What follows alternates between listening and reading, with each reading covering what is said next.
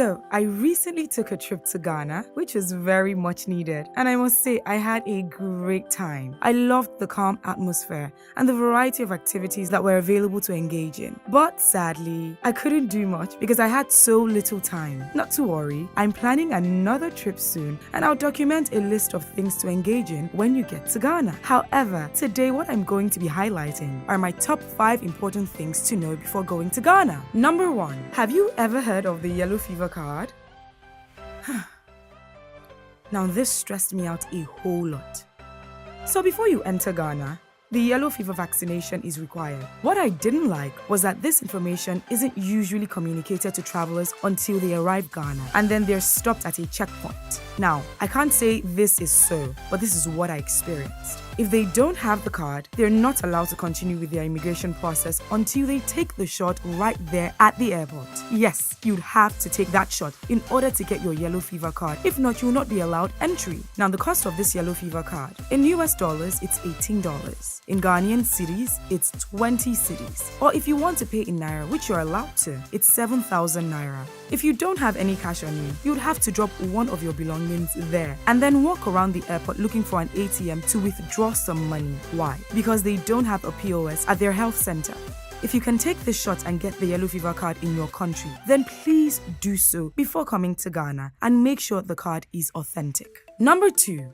The weather. When packing, pack light clothes. I always say the sun in Ghana is very special because of how hot it gets. One key thing you have to bear in mind, take sunscreen along with you. Now this might sound very dramatic, but I almost used an umbrella because I'm not such a lover of the sun. If you love the sun, then it will be perfect for you. Average temperatures range from 21 degrees Celsius to 28 degrees Celsius. However, in the evening, it's much cooler. Number 3, language. English is spoken in Ghana, but the local languages are spoken more. When you go to a store, the attendant is most likely to speak to you in one of the local languages. However, if you let them know you don't understand, they will communicate with you in English. The major languages in Ghana are Twi, Ga, Fanti, Ewe, Dangbe, and Hausa. I hope I got the pronunciations correctly. And it will help if you know at least a few words and phrases in any of the languages. Okay, so let me see if I can teach you a couple of words that I learned. Promise not to laugh. First things first, Akwaba. Akwaba means welcome. So when you get to the airport, you'd hear a lot of people saying Akwaba, and your response should be thank you. And thank you in the local language is Medasi. Another word, Chale. Chale means friend. So for instance, someone might say, Chale, what did happen? And that means, friend, what's up? And then you can respond to them. Now, another phrase that you should know, Etiseng, which means how are you?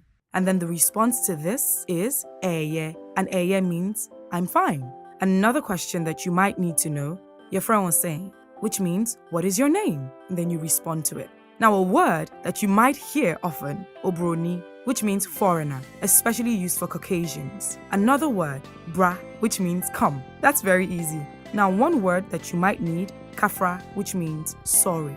In their local language, please means nipaucho.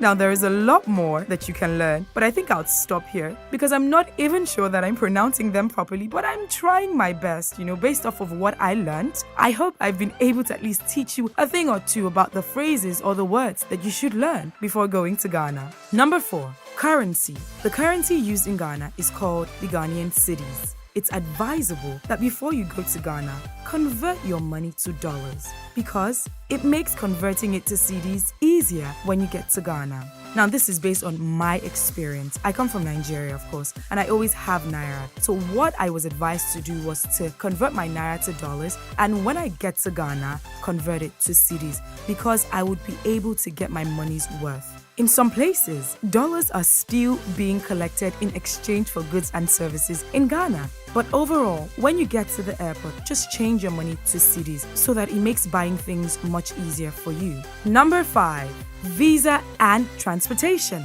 Depending on which country you're traveling from, you can either go by air or by road. Traveling from Nigeria by air is about 40 to 45 minutes, while traveling by road is about 9 hours or more. Traveling by road could be an exciting road trip, especially with friends, because you'd get to pass through Cotonou and Togo, which is a nice experience as well. However, bear in mind that while crossing the borders, you might be required to come down from your bus or your car to go through the immigration process and walk into the countries you're passing through. Don't worry, it's still part of the experience. It wouldn't be that stressful. If you have an ECOWAS passport, you don't require a visa. However, if you don't, you might require a visa before traveling or on arrival.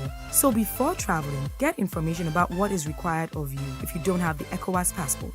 There are so many other things that you should know before going to Ghana. However, these are my top 5 things to know before traveling to Ghana, and I hope this is helpful. Please don't forget to like, subscribe, share, and leave a comment below. Thank you so much for watching.